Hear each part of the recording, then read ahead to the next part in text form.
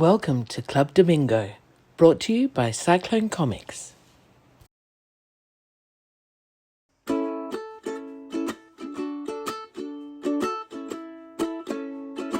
Oh, we're on. Holy crap. Let's go. We're on. This is the second year. This is the first episode of the second year. No wonder I feel so tired. Have our nappies been changed? Our 1-year-old nappies? All right. Oh, that's okay. I thought you meant like Man nappies. yeah, old age diapers. That's what I'm talking about. Haven't you got to that stage yet? That's the only way I can sit down for an hour is if I've got something that'll protect my embarrassment. Not yet. Not yet. Cheers. Here's to year two. Here's to man nappies and year two. Oh, year two. There we could have had a year one parody drawing done and everything. What, a Batman year one? Mm. Yeah, nah, that's not gonna happen. Yeah, nah. That was that whole thing for a while with DC, right? It was all the year ones of everybody, and then they started to do year two and Damingo, year two. Yes. Where we get a sidekick or something, don't we? That's right. We get an intern that we can beat up. Little orphans. Yeah, let's do that. Who's sitting on your drawing board drawing greener pastures when you're on here? No one. Say that again. Yeah, that's right. We need an intern. Yeah, we need an intern filling in blacks and drawing borders. What's going on? Not a hell of a lot. This week's gone really fast. I don't know why, but I have been getting some drawing done, which is good. Did some drawing over the weekend. Cool. Is that for that CD cover or other stuff as well? No, it's for the Werewolf project. A little bit of a peek there, a little bit of a... no, the other way. That there. Yeah. No, I was doing some warm-ups and some penciling and stuff like that, and kept on going. You want to hear my hot take on warm-ups? Oh, that looks awesome. Brilliant. Just the start, just doing some warm-ups and I think I said to you during the week, I've got 30 odd pages of thumbnails done that I can convert into full-blown pages. So I'm just going through that process of working up thumbnails into something a bit more final to trace off onto the artboards. How many iterations of thumbnails do you do? Just the one basically, but I do a lot of, when I get to the penciling stage, I do a lot of scrap paper penciling that would, after the exercise, might have 3 or 4 different penciled versions of things before I trace it off onto a finished board.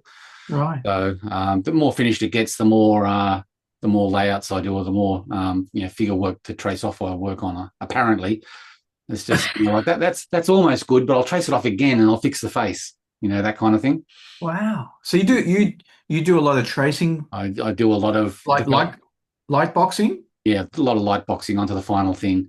Right. It's not that I'm slavish about it or do it like heaps of times, but there's a process of, there's a page layout, and then if you're working on a figure that might be worked on, if it doesn't go down well, 2 or 3 times before you get the final figure, then that gets traced off to be the final version, and away we go. Right. Sure, everyone works like that, don't they? I exactly. I can't be bothered with tracing paper and light boxing and shit like that.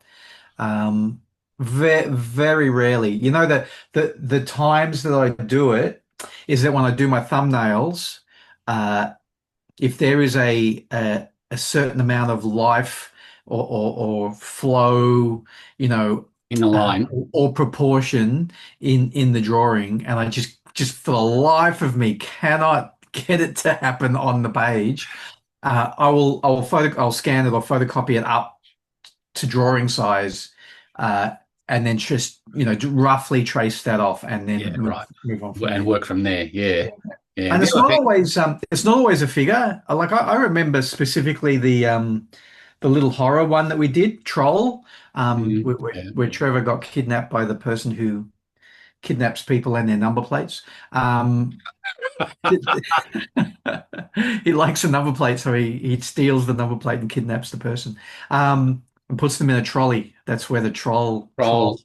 Anyway, there was a scene, like it was actually a small panel of a car going into the distance and a figure standing in the foreground, and I just could not get the ratio correct on the page, and I Right. just blew it up and just traced it off. Went perfect now. Thank you. Yeah. But yeah.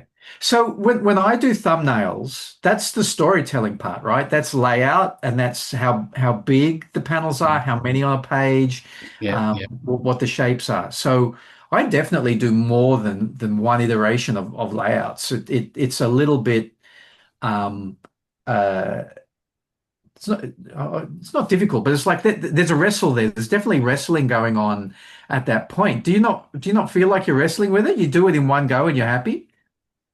Well, my thumbnails are, this is sort of like giving some of the story away, I suppose, but my thumbnails are, double spreads at the level of little pencil doodles to give me the idea. So it's 2, 4, 6, 8, 10, 12. There's 12 pages there that I know that what I'm doing. Right. Is Pages. it, do you think that's because you're also the writer? Yeah, I think so. Okay. Yeah.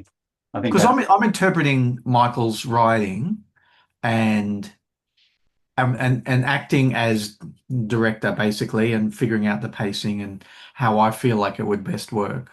And I know that's a special case what you just showed because it's double page spreads, right? It's Yeah. That's not right. like 6 or 12 panels a page, let alone a spread. But I definitely like wrestle with that. At least two iterations and several pages or spreads will end up being reworked a couple more times as well. Mm. It's a There have um, been times in my career for different projects where I've done single panels as well, just on single freestanding, no layout for the page or anything like that. And I've finished off the page in Photoshop, like constructed the panels around the page to make it work with the art that I've got. And so yeah, it's right. sort of like you start off as an artist, but that page comes together as a graphic designer. Yeah. Yeah. I'm definitely I know a lot of people call it graphic design, the layout of a comic book page. And I don't think I ever really think about it graphic design wise. Or rarely. There, there's like, just because it happens to be sitting on my desk right now, there's like that. I know this is like decades old, but that's like a splash page from Green Pastures 4, Mm-hmm. where there's a single panel of Colin looking through a window at a guy who's about to experiment on a pussycat, and then he falls through the window, and that's a full page splash, full bleed, etc. Yep. Um, And you use and one of Wally Wood's 22 panels at the top left there. Yeah, that's right, exactly. Yes, several of them mashed together. But like, see the sound effects smash. I guess Yeah. that's where I put on a graphic design hat sometimes. But that's like taking up that top tier. Mm. Um, and I guess I'm thinking as a graphic designer there. But like the previous page, it's not being a graphic designer. That's being pacing and storytelling, and knowing Yeah. that, oh shit, I've only got a little bit of storytelling that needs to be told, because then I want to have a full page splash. So I reckon, I can't remember for sure, but I reckon that's why that's a half page splash, because I needed to take up room. Yeah. Um, Yeah. but Yeah. that's definitely something that goes through at least two iterations before I go to the boards. Yeah. By the time it gets to the boards, and even then, sometimes the decisions I've made, I'm not happy with when I'm working on a final page. And it's just a bit of a tweak here and there, and usually means starting a new piece of artboard with tracing off what you've got already. So there's a certain amount of repetition there, but not a hell of a lot. Not to the Yeah, point where I'm frozen. There's always a way forward, and you keep on going and rolling yeah, forward. yeah, Um, yeah, which I'm sure all the digital artists out there saying you should be working digitally and you can undo all that, you can move it around, you can do this and do yeah, that. yeah, But half the fun is actually working with the paper and the jigsaw puzzle that you've got to make sure a page works yeah, before you lock it down, on a final finished piece of artboard. yeah. And I know. and that same process does work digitally. There's no question of that whatsoever. But I just like the drawing board, the world of the drawing board instead of the monitor. I'm behind a monitor long enough as it is. So For sure. my Sure. poor eyes. Yeah, There's definitely a difference working on the paper on the board and just building up in that way, yeah, and yeah, having something physical, and yeah. and and, and the way you interact with it at arm's length and up close, and put it And up to a mirror, and and it's funny how you you want an end game for your piece, your page that is like, yeah, I want to be like Bernie Wrightson, and I want to be like this, I want to be like that. And by the time you finish and your artwork just hits the board, and you're limited by the fact that you're just doing Gary again, and that's fine. But you aim so high, and then the end result is, yeah, that's fine. It's not Bernie Wrightson, but that's fine. And you go on to the next page. Exactly, 100%. Yeah, it's interesting. I don't know if I mentioned this on the program, because I've mentioned it in several of my classes just this trimester, because it's coming up. Especially first trimester students, they ask, can we work digitally, or do we have to work traditionally, or vice versa? I'm really happy for them to work traditionally, but with the caveat that they know that eventually they'll have to be working 100% digitally. That's just the industry. That's not much. Yeah. But I like to tell them the story that when I draw my pages, especially when I'm at inking stage, it's like, if that line doesn't work, I either go, oh well, and carry on, or I spend 2 hours whitening it out and waiting for it to dry, or doing it on a separate piece of card and sticking that card down, and and it's like, with them on their digital, they're constantly double tapping, or two finger tapping to undo and undo and undo. And is it the tool itself, as in the software and the Apple Pencil or whatever it is that you're using, or on the Wacom? Because is it Photoshop, or is it the slipperiness of the Wacom screen? Like, how is it that you don't get the line right 9 times out of 10? You only get it right 2 times out of 10. It's just, it's mind-boggling to me, and it's like, it would take me 4 times as long if I was digitally inking, I'm sure. Yeah. Plus, there's the whole, and you would get used to it just with repetition, but there's the whole drawing background figures and creating distance with line thickness. I've seen a lot of digital artists mess that up, where they inked at the same line thickness in the background for the foreground figures. And that's one of the strengths of digital.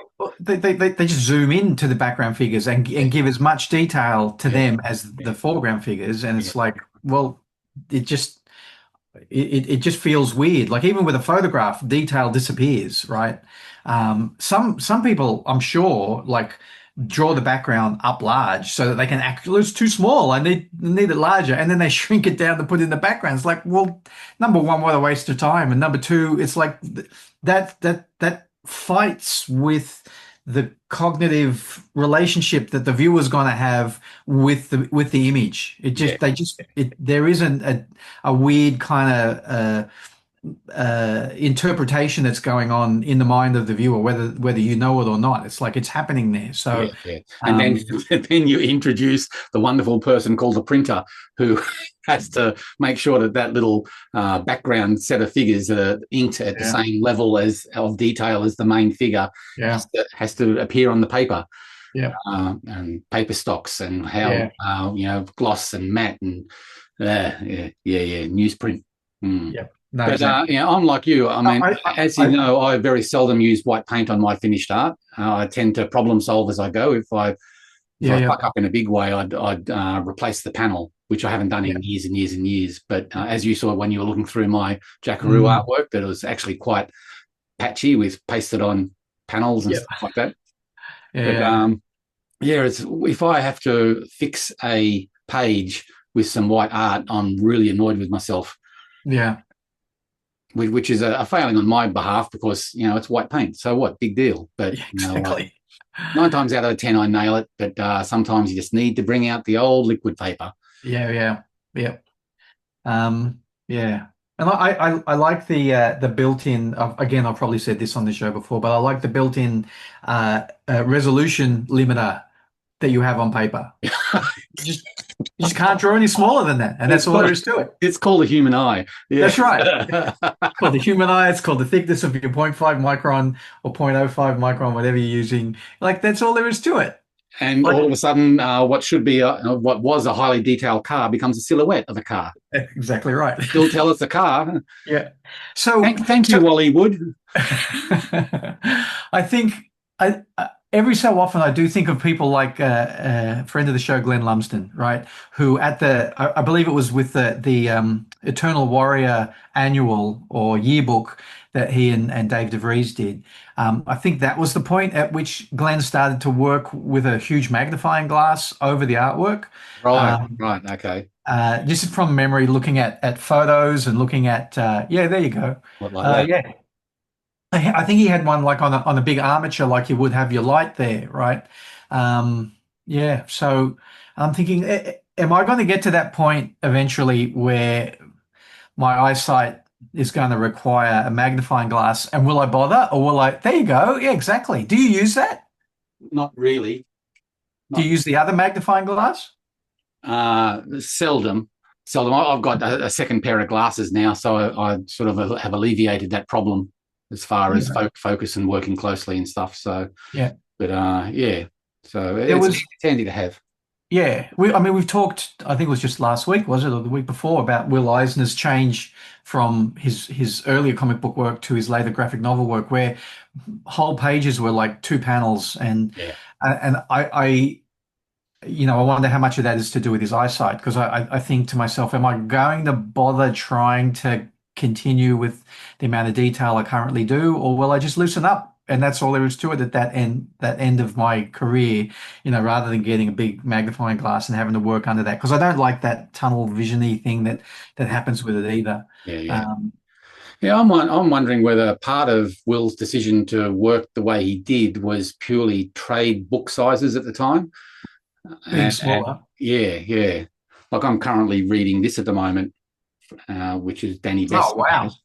and that's just that standard Amazon oversized paperback size, and it's Yeah. about the same size as Contract with God was originally published at.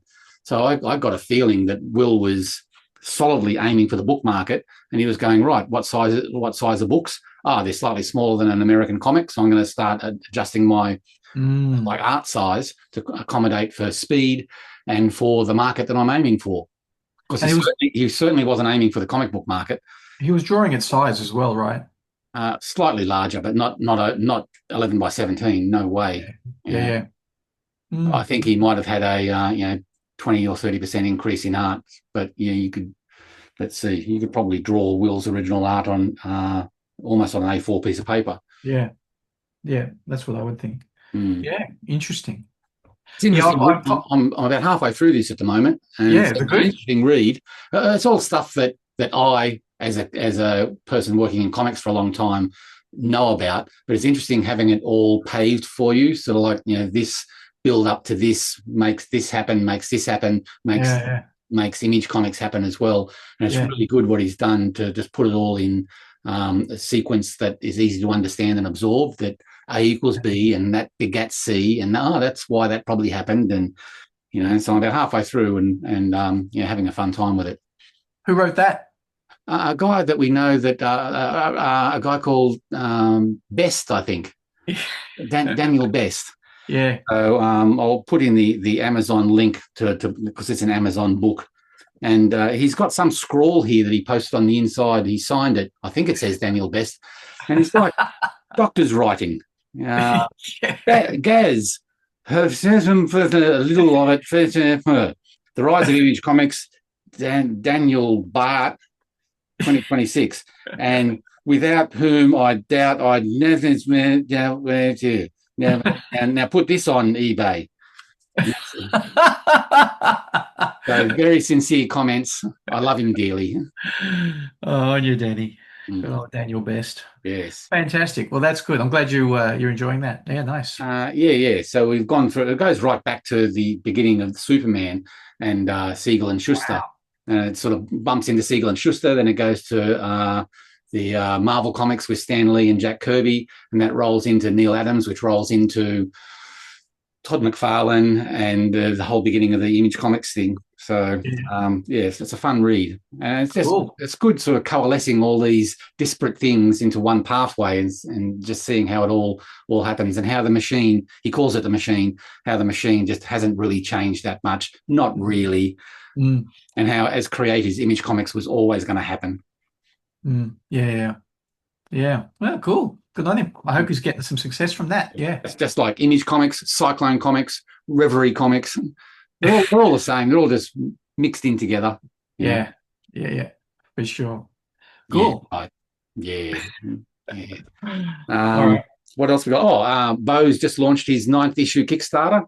Already backed. Yeah. Like I said a few weeks ago, maybe a month or two ago, once he's got the final show on there with all 9 issues, that's what I'm going to get. So that's what I've gotten. Yeah. And I was kind enough to have sent me issue 9, which is published already. So I've got some advanced copies of Niteside number 9, and it looks great, double-sized issue. See, he's probably in the position now, right, where he's got a very good idea of how many he's going to print anyway. So he can print them whenever he wants, basically. That's right. Yeah. Exactly right. Cool. Is it a like, don't give away any spoilers, but is it like a bit of a tour de force? Like, I'm expecting 9 issues of Niteside, just like superhero shenanigans being amazing. It's got an ending to it, that's for sure. It's got an ending to it. I think when he ended the original Niteside and the Rock 3-issue series back in the day, didn't that end with like the end of the universe? Or where do you come back from that? Where do you come back from? Yeah, you do a little love story. That's what you do. I don't know if that's what he's done. It's comic books.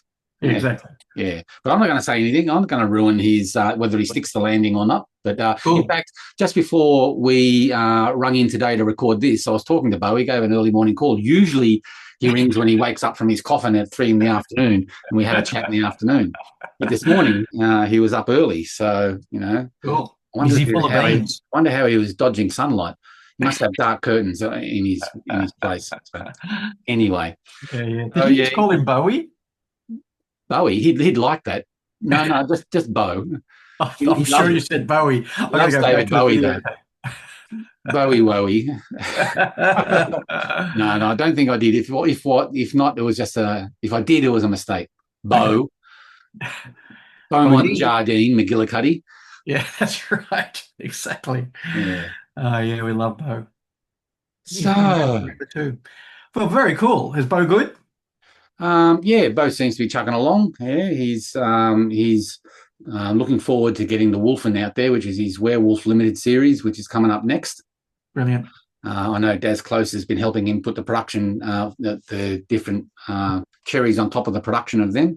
So they'll come out fairly snappily from May, I think that the plan is. And then he's already working on the sequel to Niteside. Which continues the story, but it heads off in a different direction. So that's quite unusual as well. Yeah. So again, I can't say anything, even though I have all the inside news and inside track. I could ruin everything for everyone. And you've said too much already. I've said too much already. Yeah. Right. I wasn't going to tell you this until I finished doing it, but I've been rewatching all the old episodes, which I've never done before. And I'm up to like episode, 18 or something, and I got sick of it. From the beginning. I had to go back to watching my normal. Yeah, from the beginning. You sucker for punishment. And yes, I'm usually the one. I'm usually the one who's got the bad internet connection. I'm sorry, kiddies at home. Edit. Seems to be on me. That's the problem. Cut, delete. Yeah, that's right.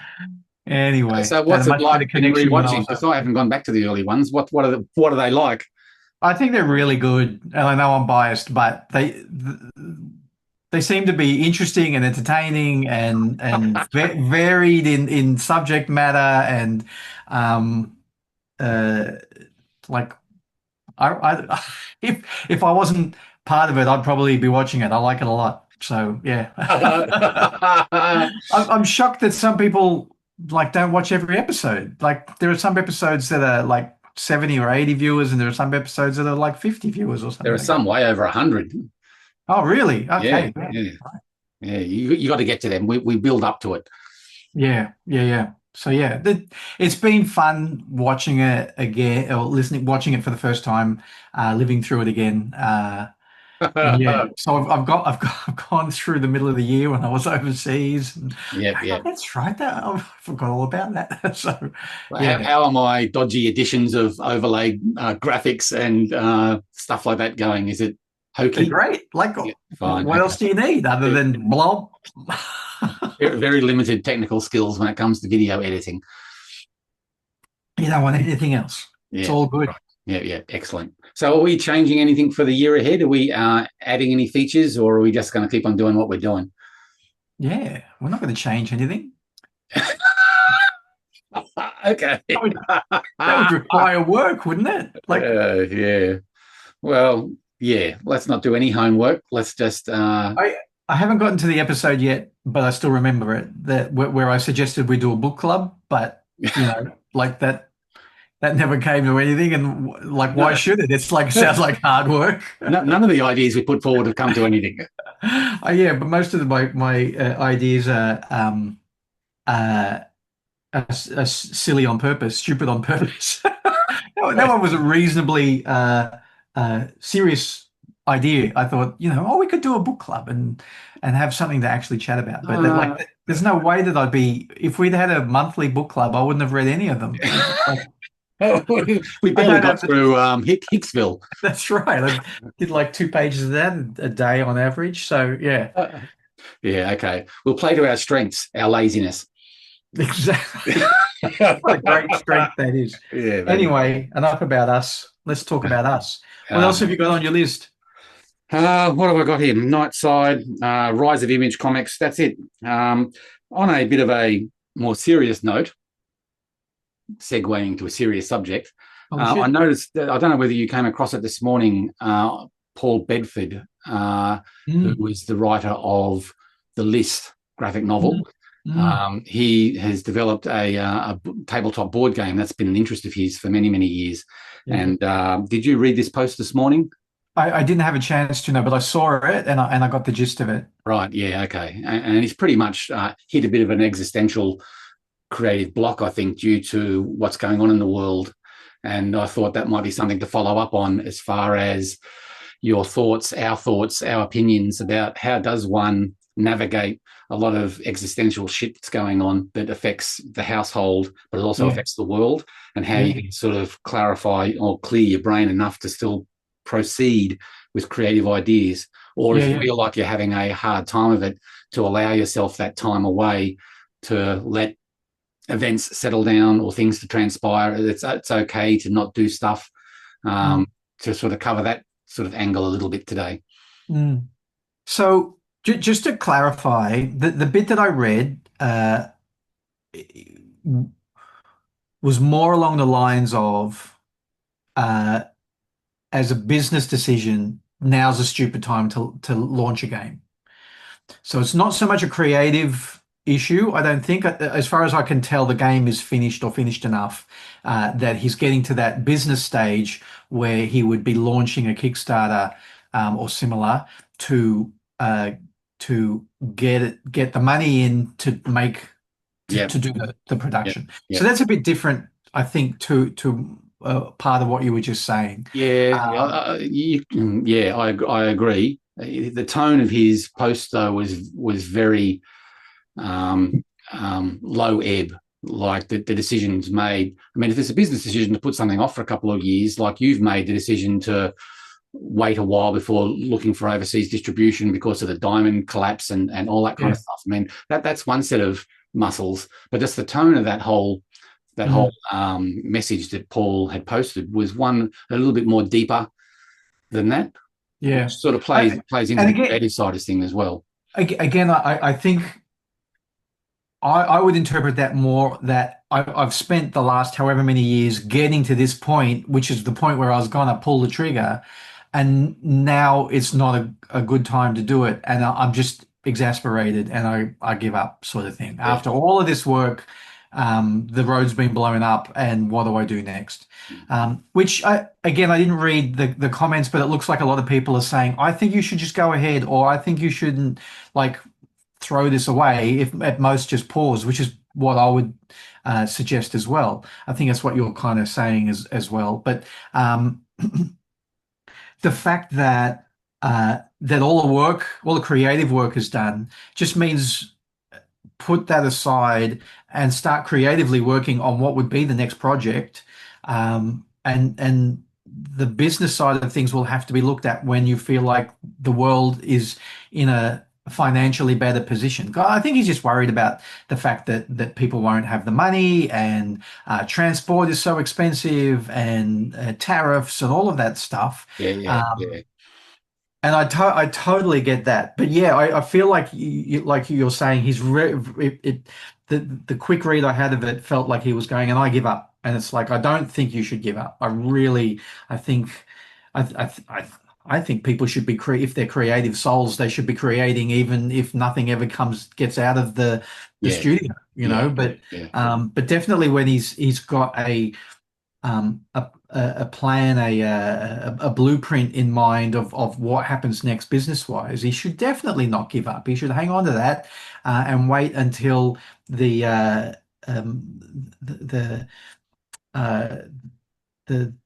the world, for want of a better term, is the situation. when the circumstances suit better for trying to launch something again. And again, that's always a business decision, because maybe everybody's holding off now, which means when it looks like it's a good time to launch again, everyone will launch all at once, and maybe that's still not a good time. So you have to keep your business hat on, and look at things in a really business minded manner. But uh, let's say half the work is done, which is the creative side, and you just wait until the other half needs to be done. And that's not me like berating Paul at all, because I think I totally get it, and Yeah, yeah, it's more like, I think you've got something there, and you shouldn't give up on it. Like it'll work out in the end. yeah. Yeah, it's a difficult thing sometimes, and it changes from day to day. You wake up one day and you're a little bit more resilient, and you can see your way through by making certain decisions when you're stronger. But there are some days where you go, what the fuck, Yeah. Oh, totally. Yeah, And that's pretty normal for a creative life. Yeah. Yeah. As somebody who makes comics, and the comics don't make any money, and uh, probably never will. You do have to just say, well, I'm just making them because that's what I'm here for. Yeah, yeah, yeah. And as we discussed, because it's an episode that I just watched a couple of days ago. You just have to be grateful for your support network around you, that is enabling you to sit at a drawing board and draw your comics, or come up with a game, or write your book or whatever. But yeah, I've definitely gone through periods, and for me, it feels like I often. Uh, you use the word before, jinx, don't jinx it. I often feel like, every time, and we've discussed this, every time it feels like I've got a free run, everything's open, there's nothing stopping me, and I'm about to sit down, that's when something really bad will happen, and it'll well, that's it. I'm fucked for 6 months again, or 12 months again, and there'll be no drawing done, for whatever reason. So every time I get as close, and I'm getting only weeks away now from being able to sit on the board again. I get really, really nervous, and so I do. I actually get an anxiety that something will happen, that will have a financial issue, or a familial issue, or I don't know what, and it just won't be possible, or B, I just will feel so uh, uh, what's the word, like, unworthy. Like, I just don't feel like that's where I should be, it just may fall apart again. So anyway, fingers crossed. Don't jinx that. And I'm sure Paul will be fine. And if it gets put off by a resilient man. Yeah, that's right. He's a very intelligent, articulate, and loving guy from what I know about him. So he'll be able to navigate through this quite well with his support of his friends and family. But the name of the game is Hunted by a God, tabletop game. It does look fantastic. It's not my kettle of fish because I'm not into gaming or anything, but he spent apparently 7 years developing this from, like initial point to where it's at now. And it'd be a shame not to see it get pushed across the line. Yeah. So, fingers crossed he'll just, wake up tomorrow with a bit more zip in his step, and he'll make some decisions, and away we go. Mm. So those of you that are watching this in 50 years' time, the time is now 11:33. 50 years from now, there's a war going on in the Middle East, and it's it totally can the word existential crisis is totally relevant here, and Yeah, it's yeah. like um, the place where I find it most weird is when I'm looking most specifically at people's stories on Instagram, where it's, political statement, political statement, political statement, puppy dog, political statement. It's like Yeah, yeah, I can't take this change of gears. Like, yeah, yeah, I'm yeah, happy to be educated politically, but I feel like that's one person's set of stories. That's not like I'm looking through 8 different people's stories. That's one person's set of stories. And I know everybody's social media is their own broadcast, and that's fine. But it's like, especially since I usually only look at things like stories maybe once a day, there's mhm. often 24 hours worth of material that someone's put there. And it's like, the disconnect for me becomes more and more real. The more that I see things like that happen, I go, I really don't get what am I supposed to be How you feeling supposed to be feeling? existentially, and Yeah, yeah. yeah, yeah. So, so I hope that I think again at this point in my life, not like I've earned a place under the tree where I'm allowed to rest or anything, but where I'd rather just put my head down and do my work and push on, regardless of what is going on outside, you know? Well, yeah, it's like when we lost Nellie recently, and we've been going through the grieving process. It's like when you lose any loved one. There's a hole there, and you're grieving, and yet the world goes on around you, and it's like, no, no, no, you stop for a second because mum's just died, or my dog's just died, or a friend has just passed, and I can't go on for a couple of days or a week, or I don't know how long I'll need to get back to normal again. But the Mm, world still, the garbage still gets collected. The people still go out who don't know you, that go, open up a shop and sell dresses or books or whatever. And yeah, it's so frustrating that there's that sense of what's in your brain, the existential anxiety that you have, is belied by the fact that the world just keeps on chugging along with inanity and regularity, and yeah, that's the disconnect there. yeah. You may be the protagonist of your story, but you're not the protagonist of the rest of the world's Yeah, story. yeah, yeah. And it's not Which new. is I'm not saying anything yeah, new no, with no, no. this, but it's tough to reconcile when you're in the middle of it. Yeah, And I think that plays into the, all this shit going down, and you're still supposed to be drawing your comic, and you sort of think a bit of perspective is required there. What do you need for self-care, for health-care? yeah, If yeah, that means walking away from something for a little while and coming back yeah, to it when, the vibe is better, when yeah, the world is a better place, or even your head space is in a better place. yeah, That's totally fine as well. yeah. In for you and I, in this very Americanized centric world that you and I live in, I think it the last time that was really huge was just after 9/11, Mm-hmm. and or maybe during the COVID years, but just definitely when 9/11 happened, and like so many cartoonists were saying, what am I, and other creatives, but because I'm a comic book artist, the filter I was seeing it through was all these comic book artists saying, what am I doing drawing like a silly comic about a mouse on a steamboat? Like, it's Yeah. just crazy that I'm doing this when this kind of shit is happening in the world.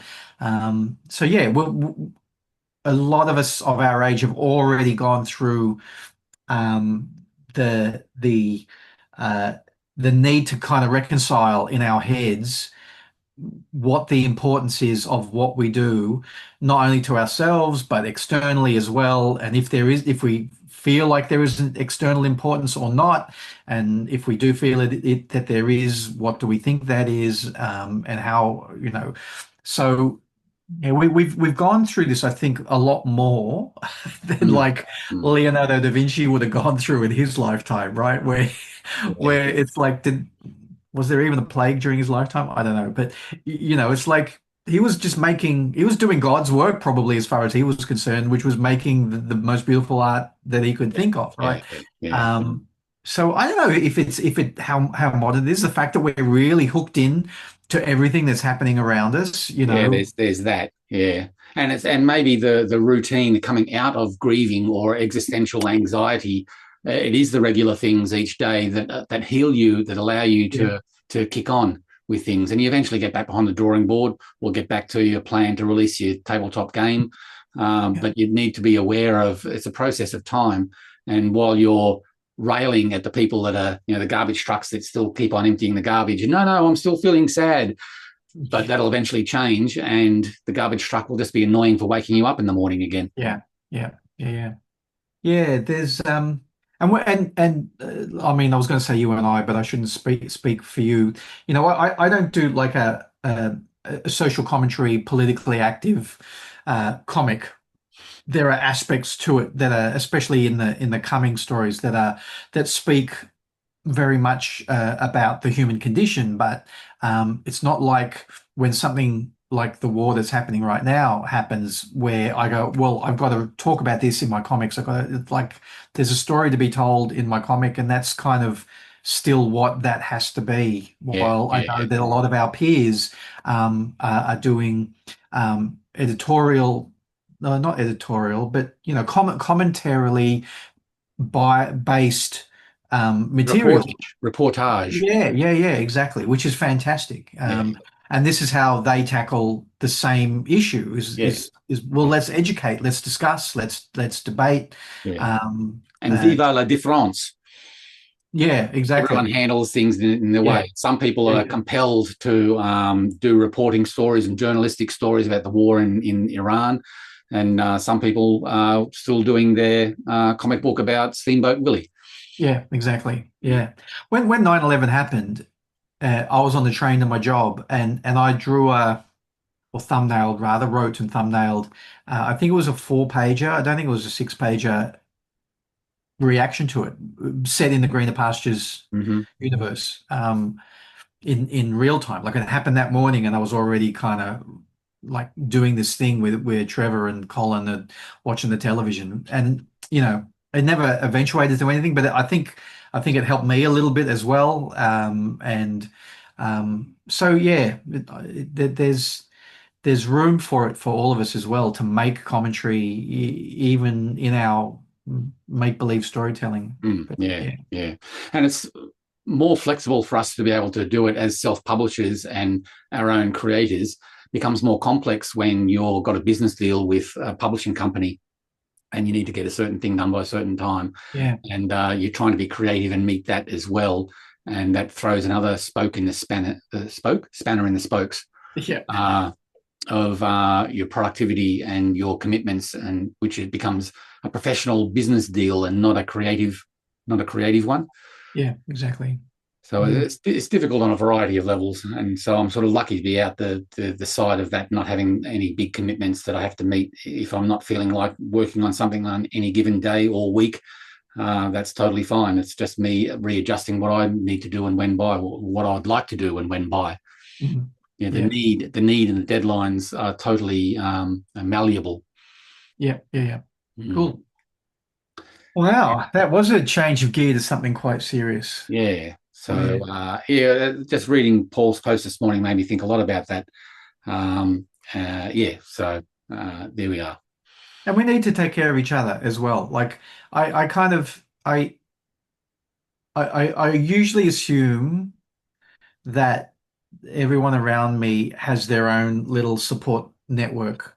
But I also always assume that maybe they don't. And so every now and again I'll reach out to someone and say, look, you probably have your own support network and that's all cool. But if you need somebody, like I'm here, if you need to have a chat about something, but most of the time they've got their own support networks, and like I never feel slighted if I'm not brought into that, because I like that's Yeah. something that's Yeah. built over, Yeah. it's a trust thing that's built over years. So, yeah, we need to make sure that we continue to reach out to our peers and our friends. And yeah, I was very glad to see that there were a number of posts from people I don't even know, not posts, replies to Paul's post, giving him all the support he needs. I'm going, I think he'll be okay. And I know he's got, or not. I know the from what I know, he's got a really tight family as well, and Yep. all of that. Yeah, So, yeah. Now, it wasn't a call for help or anything like that. It was just, I think, no, definitely not. there was frustration coming through his post of,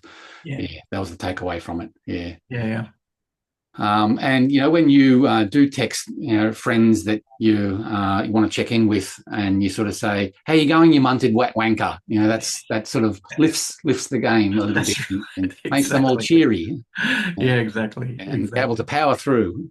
Yeah, totally. Yeah. So how you going, you munted wanker? I'm okay. How are you? I'm out of tea. Like the worst thing's happened this morning so far is I've finished my tea. Oh God. Okay. Well, that's it on my list. I've done Niteside, I've done Rise of Image Comics. I'll supply the Amazon links underneath this show for both of them, under Kickstarter for Niteside and Amazon for Rise of. Discussed the Paul Bedford thing, which concentrated on Paul a bit too much. It was just a generic subject about how do you power through tough times, really. We've covered that as well. So do you have anything on your list? Yeah, I think to try to get things to talk about, I've started doing screen caps on my phone so that I remember what I was going to talk about if I see something online. So it's not that one. It's not that one. Hold that thought, because I've got to bolt downstairs for a second. I'll be back in 30 seconds. I'm back. I just changed my man nappy. Okay, great. Very good. Right. So, do you have anything else on your list to discuss? Yeah, that was a very easy segue there. Like a good cut. You cut all that bit out where you needed to go downstairs. That's okay, right. good. Yes. So my screen caps, and I know May is quite a way away, but if I was in Perth, I'd be going to the PCAF's fundraiser screening of Danger Diabolic. Diabolic is probably how it's pronounced. Diabolic. Is it Diabolic? I think so. Yeah. Okay. Is it Danger : Yes. Right. Danger : Diabolic, which is based on an Italian comic book, right? Which is very well regarded. I think it's Italian. Anyway, and you've done no research and no homework whatsoever. No, I'm just looking at my screen cap. That's it. Oh, okay. So it's the 1968 classic is what you've got there. Danger, right? Diabolic. So so that's to help raise funds for the next PCAF. And PCAF have started to announce their international guests. Have you seen that? No, I haven't. Oh yeah. Well, I don't. There's no way that I'm going to tell you who they are, because they're not people that I follow myself, and so I'm not going to remember their names. But maybe next probably week. Seeking asylum as well if they're coming from America. Okay. come out to PCAF and say, "Can we stay forever, please?" That's right. Exactly. So that's on May 29. What's the date today? The 10th. So you've got a weekend of comic launches coming up in Tasmania. Did you know that? Do I? Don't you know? Both. Alyssa Bermudez's new book and Gina. Gina, that's right. What's the title of her book? Oh, brother. Yeah, I know. What's the title of the book? So Alyssa's book is called Run Home, and Gina's book is called Oh Brother, and they're launching them on consecutive days, 21 and 22. Gina, I know, is doing launches all over the country, so keep your eyes out for those throughout the country. I think she's already done some. Actually, I'm positive she's done some, especially in Adelaide, maybe Melbourne. She's coming up to Sydney later this month, and she's going to be in conversation with Pat Grant. Right. So that'll be exciting. That's free to attend, but you will want to RSVP because it's limited seating. So if you need a ticket and it's sold out, then hit me up and I'll sell you my ticket. But yeah, evil laugh number 2.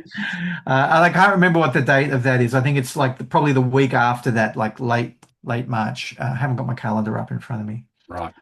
So yeah, that's at Fuller's Bookshop in Area 52, which is great. Great that Area 52 are getting into like the local comics. Yeah. What else have we got? I think that's probably it. I've got I've been booked in for nearly every Geek Expo that's coming up, which is really great. Right.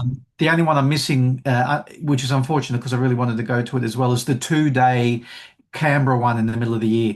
I'll be in Fraser Pop instead, so I'm so glad I'm going to Fraser Pop, but I'm so bummed I'm missing Geek Expo's first big Canberra show. You can't But I'll please all be the in. Tims all the time. That's right, exactly. Maybe I'll send Anne-Marie to one and I'll sit in the sun at Fraser Pop. That'd That's be not going to fantastic. work. Nope. Nope. She can sit in the 3-degree temperature of the Canberra show. So Geek Expo this year, I'm going to Goulburn, Wagga Wagga, Albury Wodonga, Wodonga. and Wodonga. Did I say Wagga Wagga? And their Christmas Canberra show in November. So I think it was the 4 of them that I've got lined up Right. so far, and they might announce a few more. I'm not sure. Yeah, yeah. So at this point this year, I've got those 4 and Fraser Pop, which I'll be going to, and I'll probably. I hope that I'll be going to Oz Comic Con Canberra in Sydney. I haven't talked to them yet, but I better do that. And and almost certainly Scamp as well. Right. And I'll be in Rockhampton for the opening of the comics exhibition that's going to happen there in October or November, October, I think, which I'll talk Right. more about Yeah. closer to the Yeah. date. Yeah. Yeah. Cool. That's So for very a busy. year where I was going to do nothing, like I've got like a very full calendar again. Yeah. Yeah. And that still allows for drawing time. Yeah, yeah, absolutely. And what it does is it creates downtime for me and Anne-Marie. Right. So not like Golden will do as a day trip, but something like Wagga Wagga, we'll probably spend the weekend there. Yeah. And Right. Okay. so yeah, Who mows the lawn and stuff like that when you're away? it doesn't get mowed. It doesn't get mowed when I'm not away. Or what do you got? AstroTurf. No, it just grows long. Right. That's how it's done. Right. Okay. It's Yeah. easy. Yeah. Okay. Ignore it. Cool. The cat Ignore loves it. it. Okay. So you're going to be busy this year on the weekends. Yeah, but it doesn't start happening until April. April's the first one, and then nothing, I think, until July. So Right. Okay. plenty of time to get some pages done. Yeah, yeah, cool. Next week, our show taping lands on Belle's birthday. Oh, happy birthday, Bells. Isn't she great letting you do the taping on her birthday, not making you go She out? may still put Right. a foot down. I don't know. We shall Okay, see. cool. She's just come back from getting a new hairdo, so I haven't been. That's not why I bolted downstairs. That was me changing my man nappy. But she's just arrived home now, so I've got to still see what she looks like now that she's had a So hair. is that on the 17th, her birthday? Yeah, Yeah, the day before Anne-Marie's. yeah. There you go. I'm sure we knew that already, but I forget. And it's St. Patrick's Day as well. There you go. All right. Well, you better make sure you go downstairs and tell her how great her hair looks. Oh, good. She didn't hear that. Phew, she's gone outside. Huh? Oh, your hair looks fantastic. Tell her I said so. Tell her the hair looks great. Yeah, yeah. I will do that. She loves getting compliments from you, so that'll keep me out of trouble for a while. Huh? Yes. When are we having the Mango and Bongo show? That's a show that the kiddies at home are dying for. The Bongo and Mango show. Maybe we should just do puppets and have them as guests. Here's Mango. Here's Bongo. Maybe we should do that for next week. Yeah. Anyway. Maybe not. They married. I think that was everything for me, really. That was everything for me as well. What is it? 11:53. We can have. Was there something that we were talking about before we got on air, and I said, "No, I'll talk about that on air. I don't care." I don't think so. Okay. All right. Let's see. What else? What else would I be saying to you if I was on the phone to you? What's the goss, Tim? No goss from my end. No goss. No, I'm still slowly like making. Oh, that's seeing through it there. Slowly making lists of ideas for Cucumgillicon. Right. Okay. Yeah, I yeah. start to like in my mind, it starts to contract down to maybe I should just do a signing tour. What am I doing? I can just turn up at a comic shop and do a signing if they'll have me, and do a screening on the evening. Like, why am I making this bigger than it needs to be? And then, an hour later, I'm going, no, it's got to be like a 4-day event. Let's go. And so yeah, Uh, well, one of the podcasts that I watched after I had fuck enough of listening to us rabbit on, did a report on Swan Fest. Do you know what Swan Fest is? I know we've got to go soon, but Swan Con or Swan Fest? Swan Fest, SWORN, Swan Swan, Fest. Swan Fest. Yeah, No. and again, I'll get all the names wrong, but it's the guy who did Lady Death and Evil Ernie and all of those things. Jim Bayland is Catwoman. No, no. No, But Evil him, Ernie. but his whole company, like Brian he Pulido. is a Polito, yeah. His whole publishing concern is reasonably large. And he's put on like for 4 years in a row his own convention, just his own. And it's just artists who work on his stuff because they do like a million, and I'm not being derogatory, I'm just being broad. They do a million variant covers for everything. So every artist who's ever worked on a variant cover can have a table, and but it's hugely successful, like 2-day gig with a concert, like there's a rock band and a party, and I'm going, You come oh, Gillicon should take a leaf out of this that is book. this, And this is it. This is what I reckon. I reckon we'll do this version next year, and then I'll see what we can do to build on it to make it can you a play an instrument? No, but I'm married to someone who can. And So are Samuel, of you. course. Sorry, what Yeah, was that's that? right. Samuel, of course, he can Oh, play a thing or two. exactly, a thing or two. Yeah, he can play There's both kinds of guitar. country and western. That's right. But there's your musical gig. You got that booked Exactly. already. Keep it in the family. Totally. Yeah.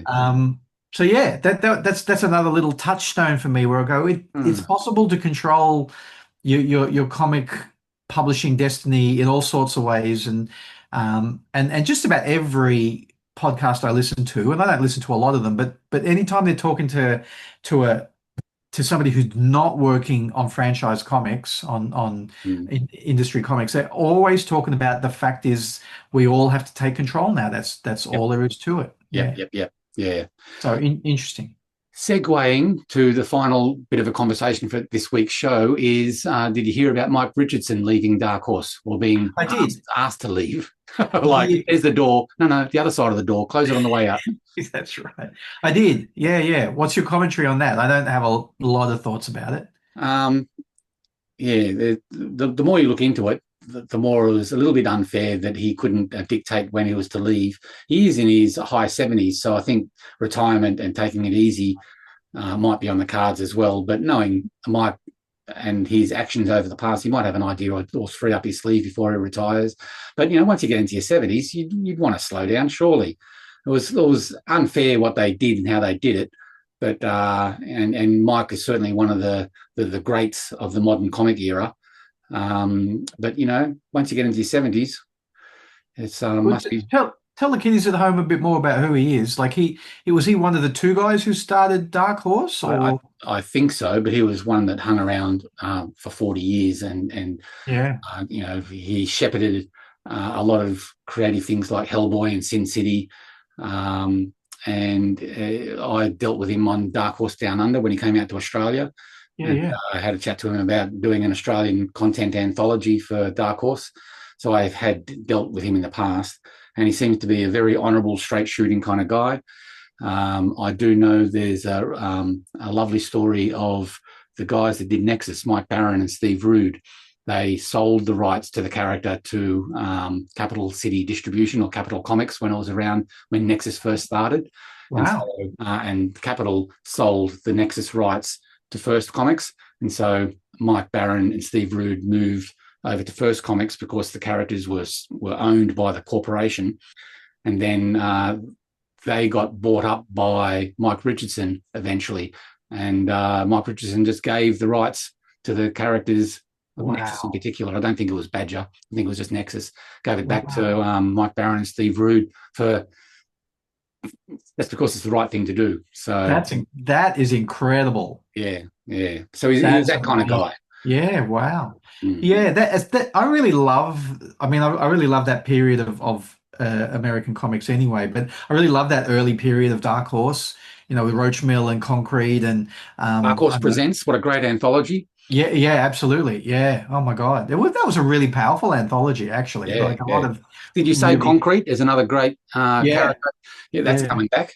Yeah, Yeah, so yeah, yeah, lovely. that's extraordinarily exciting. Yeah, Like yeah. I think of two things when I think about trying to get Greener Pastures to turn into a television show, and that is why isn't Concrete a TV show, and why isn't Bone a Bone a television show? If those two things can't be television shows or films, like what chance have I got? But Concrete is such a great concept, and the only special effects really is the main character. Yeah, If that's all you wanted to do, you could run the rest of the story very, very grounded.